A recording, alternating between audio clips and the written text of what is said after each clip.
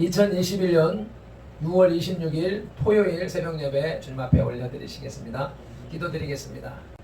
할렐루야. 감사와 찬양과 영광과 존귀와 높임을 받으시기에 합당하신 우리 아버지 하나님, 오늘도 우리들을 주님의 존전으로 불러 모아주시고 예배하는 예배자로 세워주셨으니 감사합니다. 하나님이 우리를 창조하신 목적, 우리의 입술을 통하여서 영광을 받으시고자 하심이며 또 우리를 통하여서 또 다른 영혼을 구원하시고자 하시는 뜻이라는 말씀을 우리에게 하셨사오니 그 말씀을 우리의 마음에 가슴에 깊이 담고 오늘도 그런 날이 되기를 소망하며 기도하는 예배하는 이 예배자들 가운데 그 일을 행할 수 있는 능력을 부어주시는 아침이 되게 하여 주시옵소서. 예배의 시종, 하루 일과의 시종을 성령 하나님께 맡기오며 예수님의 이름으로 기도드리옵나이다. 아멘. 다같이 사도신경으로 신앙 고백 드리겠습니다. 전능하사 천지를 만드신 하나님 아버지를 내가 믿사오며 그 외아들 우리 주 예수 그리스도를 믿사오니 이는 성령으로 잉태하사 동정녀 마리아에게 나시고 본디오 빌라도에게 고난을 받으사 십자가에 못 박혀 죽으시고 장사한 지 사흘 만에 죽은 자 가운데서 다시 살아나시며 하늘에 오르사 전능하신 하나님 우편에 앉아 계시다가 저희로서 산자와 죽은 자를 심판하러 오시리라. 성령을 믿사오며 거룩한 공예와 성도가 서로 교통하는 것과 죄를 사하여 주시는 것과 몸이 다시 사는 것과 영원히 사는 것을 믿사옵나이다. 아멘. 오늘의 찬송 214장 찬송 올려드리시겠습니다.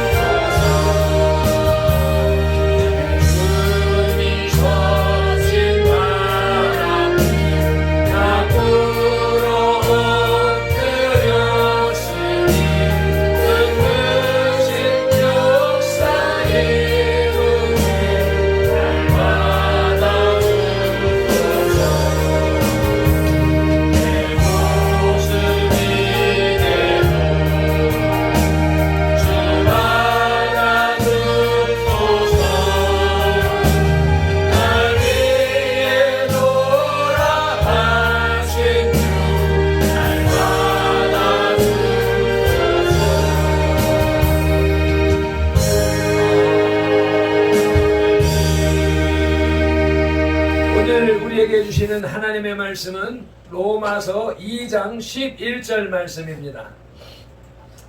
하나님의 심판 8번째 단락 11절 함께 합독하시겠습니다. 이는 하나님께서 외모로 사람을 취하지 아니하심이니라. 아멘. 외모로 사람을 취하지 아니하심이라는 이 구절은 6절에서 11절의 그 결론 부분이며 그 다음 단락을 연결하는 다리구시를 하는데 하나님의 심판의 기준이기도 합니다. 유대인들은 그들의 율법을 자랑하며 아브라함의 자손들은 하나님의 심판을 피할 수 있다고 생각했습니다. 반면에 이방인들은 하나님의 법에 대한 자신들의 무지를 호소하면서 역시 자신들에 대한 하나님의 심판은 부당하다는 주장을 했습니다. 그러나 바울은 이들 각각의 외적인 조건들이 하나님의 심판을 피하게 할 수는 없다고 말하고 있습니다. 즉 하나님께서는 이런 외적인 조건으로 심판하지 않으신다는 것입니다. 그렇다면 여기서 또 하나의 문제가 발생하게 됩니다. 왜 바울은 앞에서 계속 유대인들을 우선순위에 놓고 이방인들은 둘째 자리에 곧 차석에 놓으면서 논리를 전개했느냐는 것입니다. 결국 유대인들에게 우선권이 있다는 뜻이기도 합니다. 이에 대해서 어떤 학자는 바울이 서술하는 과정에서 유대인을 우선순위에 놓고 또 유대인에게 우선권이 있는 것이 사실이지만 이는 유대인에게 축복의 우선권이 있듯이 심판에도 우선권이 있기 때문에 큰 문제가 되지 않는다는 것입니다. 여기서 바울은 유대인들의 외적 조건, 즉 하나님의 백성이라는 자만심을 타파함으로써 하나님의 심판 기준은 외적인 조건과 무관함을 가르치고 있기 때문에 큰 무리가 없다고 주장하는 것입니다. 한편 오늘 본문 11절에 외모라는 말은 얼굴이라는 명사와 취하다, 받다는 뜻의 동사의 합성어로 얼굴을 취하다는 뜻입니다. 에베소서 6장 9절에 그에게는 외모로 사람을 취하는 일이 없는 줄 너희가 알미라 말씀하시고요. 골로새서 3장 25절에도 보면 주는 외모로 사람을 취하심이 없느니라고 말씀하십니다. 야고보서 2장 1절은 합독하시겠습니다. 내 형제들아 영광의 주 곧 우리 주 예수 그리스도를 믿는 믿음을 너희가 받았으니 사람을 외모로 취하지 말라. 아멘. 하나님이 우리를 외모로 취하지 않으시니까 우리도 다른 사람들을 외모로 취하지 말라고 말씀하고 계십니다. 이와 같은 말씀을 배경으로 해서 하나님의 판단 기준이라는 제목으로 하나님의 말씀을 들으시겠습니다. 사회 속에서 살아가는 인간은 언제나 사람을 대하며 살아갑니다. 그리고 상대방을 관찰하고는 나름대로 그에 대해 판단을 가지게 되지요. 그런데 인간은 사물을 관찰할 때 제한된 부분만 볼 수 있으므로 눈에 보이는 외모나 환경, 각 사람의 재능을 기준으로 판단을 합니다. 그러나 이런 판단은 인간의 내면을 보지 못한 채 이루어지는 것이기 때문에 정확하지 못하며 덧붙여 자신의 주관적인 선입관이 작용하므로 적지 않은 경우 그릇된 판단을 하게 됩니다. 그러나 하나님은 인간의 외모뿐 아니라 내면의 모든 것까지 알고 계시므로 잘못된 판단을 하지 않으십니다. 그래서 바울은 본문에서 주관과 외적인 면만 바라보는 인간의 잘못을 경고하며 결코 하나님은 인간을 외모로 판단하지 않으신다고 선언하고 있습니다. 하나님의 판단 기준 첫째 떼지는 외모를 보지 않으시는 하나님입니다. 11절을 다시 한번 또 읽으시겠습니다. 이는 하나님께서 외모로 사람을 취하지 아니하심이니라. 아멘. 외모를 보지 않으시는 하나님은 첫째로 민족을 보지 않으십니다. 유대인의 가장 큰 자랑거리는 언약의 조상인 아브라함의 혈통을 이어받은 선택된 민족이라는 것입니다.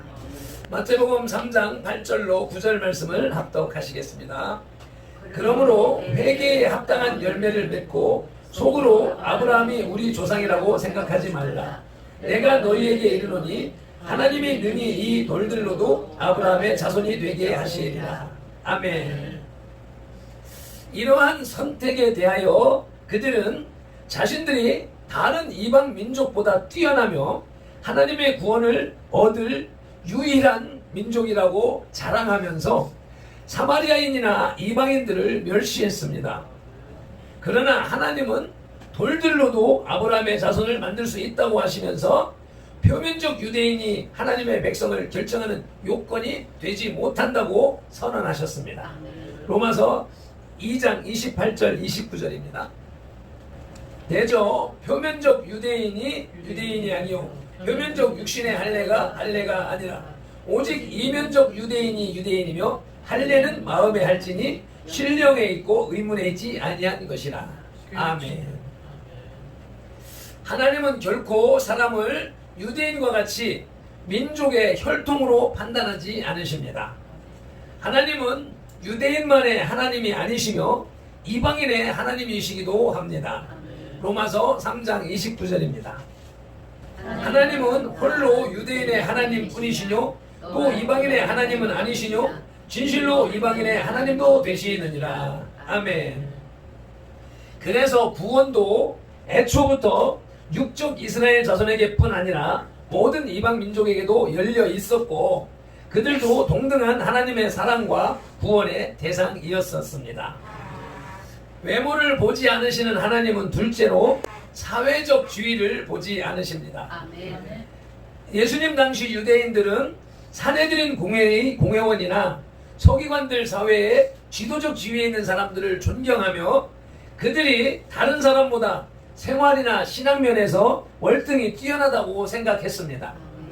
바리새인과 서기관들은 사회적 신분을 나타내는 긴 옷을 입고 회당의 높은 자리와 잔치의 상석에 앉기를 좋아했으며 이러한 이들의 형태가 일반인들의 오해를 불러일으킨 것이었습니다. 그러나 예수님은 이들을 비난하시고 오히려 그들이 멸시하는 어부를 제자로 삼으시고 세리와 창기들을 가까이 지내셨습니다. 마가복음 12장 38절로 39절에서 예수님께서 말씀하셨습니다. 긴 옷을 입고 다니는 것과 시장에서 문안받는 것과 회당의 상좌와 잔치의 상석을 원하는 서기관들을 삼가라. 아멘. 인간은 상대방이 지닌 사회적 지위와 명예로 그 사람을 판단하지만 예수님은 결코 헛된 인간의 사회적 지위를 보지 않으시고 내면 세계를 보며 판단하십니다. 예수님은 대제사장과 장로들에게 세리와 창기가 그들보다 먼저 하늘나라에 들어갈 것이라고 선언하기도 하셨습니다. 마태복음 21장 31절에서 예수님은 두 아들을 비유로 질문하십니다. 예 하고 행동하지 않는 아들과 아니요 라고 대답하고 행동한 아들, 그 둘 중에 누가 아비의 뜻대로 하였느냐 라는 질문에 제자들이 가로되 둘째 아들이니이다. 예수께서 저희에게 이르시되 내가 진실로 너희에게 이르노니 세리들과 창기들이 너희보다 먼저 하나님의 나라에 들어가리라고 말씀하셨습니다. 외모를 보지 않으시는 하나님은 셋째로 개인의 능력을 보지 않으십니다. 일찍이 하나님의 명령을 따라 이스라엘의 다음 왕을 세우러 이새의 집에 간 사무엘이 큰아들 엘리압을 보고 기름을 부으려고 할 때에 하나님은 사무엘에게 그 용모와 신장을 보지 말라고 경고하셨습니다. 사무엘상 16장 6절로 7절입니다. 그들이 오매 사무엘이 엘리압을 보고 마음에 이르기를 여호와의 기름 부으실 자가 과연 그 앞에 있도다 하였더니 여호와께서 사무엘에게 이르시되 그 용모와 신장을 보지 말라. 내가 이미 그를 버렸노라. 나의 보는 것은 사람과 같지 아니하니 사람은 외모를 보거니와 나 여호와는 중심을 보느니라. 아멘. 이와 같이 인간은 상대방을 평가할 때에 개인의 육체적 능력이나 지적 능력을 보고 가치를 판단할 때가 많습니다. 그러나 하나님은 사무엘상 16장 12절로 13절에서 분명히 뛰어난 체격의 엘리압을 버리시고 보잘것없는 양치기인 다윗을 택하셨듯이 인간의 외적 모양과 능력으로 그 인간의 가치를 판단하지 않으십니다. 인간의 각자 능력은 하나님이 필요에 따라 쓰시기 위해서 위탁한 것이지 자신의 힘으로 얻은 것이 결코 아닙니다. 아멘. 하나님의 판단 기준 둘째 떼지는 오늘의 말씀의 주제요 제목인 하나님의 판단 기준입니다. 11절 다시 한 번 더 읽으시겠습니다. 이는 하나님께서 외모로 사람을 취하지 아니하심이니라. 아멘. 하나님의 판단 기준은 첫째로 믿음을 보십니다. 안식일 성수와 모세 율법의 준수에 있어서 누구보다도 열심히 했던 바리새인과 서기관들을 예수님께서 책망하신 것은 그들의 행동이 자신들의 명성을 얻기 위한 외식적인 것이었고 그 속에 진실로 하나님께 대한 믿음이 없었기 때문입니다. 이와 같이 하나님은 사람을 외모로 취하지 않으시고 오직 믿음으로 말미암아 그를 의롭다 인정하시는 것입니다. 그래서 바울은 아브라함이 그 믿음 때문에 하나님 앞에 의로 인정받았다고 선언하는 것입니다. 로마서 4장 5절입니다. 이를 아니할지라도 경건치 아니한 자를 의롭다 하시는 이를 믿는 자에게는 그의 믿음을 의로 여기시나니. 아멘. 그런즉 누구든지 믿음으로 말미암지 않고는 하나님께로 나아갈 수 없으니 오직 믿음으로 드리는 화목 제물로 주님께로 나가야 할 것입니다. 아멘. 하나님의 판단 기준 둘째로는 행위를 보십니다. 하나님의 판단 기준 첫째 소지는 믿음을 보신다고 그러셨습니다. 그러나 단지 입으로만 시인하는 것은 참된 믿음이 아닙니다. 하나님을 믿는다는 것은 하나님의 말씀에 순종하며 사는 것을 의미합니다. 그러므로 그 말씀대로 행하지 않는 자는 하나님께 결코 그 믿음을 인정받지 못할 것입니다. 그런데 행위는 단순히 예배를 드리고 헌금을 드리는 소극적인 차원이 아니라 하나님의 사랑을 세상에 널리 전하며 이웃을 자신의 몸같이 사랑하고 자신을 희생하는 적극적인 차원의 행위를 말하는 것입니다.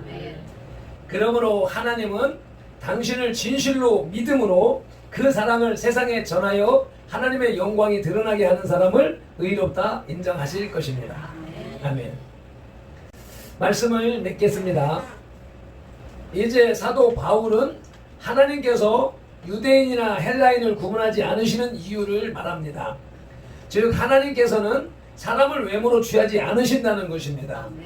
하나님께서 그렇듯이 교회도 또 성도들도 사람을 돈이나 명예, 학식, 사회적 지위로 판단하고 취해서는 안 된다는 것입니다. 기도하시겠습니다. 사람은 외모를 보거니와 나 여호와는 중심을 보시느니라고 말씀하신 주님, 주님께서 외적 모양을 보시고 외적으로 나타난 열매를 보신다면 내세울 것이 하나도 없는 인생이 저 발펜돌입니다. 그러나 주님은 외적 열매보다 내면의 생각과 사상, 즉 중심을 보신다 하시니 주님의 말씀을 따라 살고자 하는 내 중심을 보신다 하시니 그나마 조금의 위로를 받을 수가 있습니다. 작은 소망이 생깁니다. 주님, 열매 없는 내 삶을 보지 마시고 간절함으로 내면에서, 마음에서, 영의 세계에서 사마귀와 싸우고 있는 나 발핀돌의 중심을 더 자세히 헤아려 보아 주시옵소서. 내면의 큰 믿음으로 영적 큰 열매로 자라나게 하옵소서. 하나님의 판단 기준을 말씀해 주시는 예수님의 이름으로 기도드리옵나이다. 아멘. 찬송 한번 올려드리고 동성기도로 나가시겠습니다. 사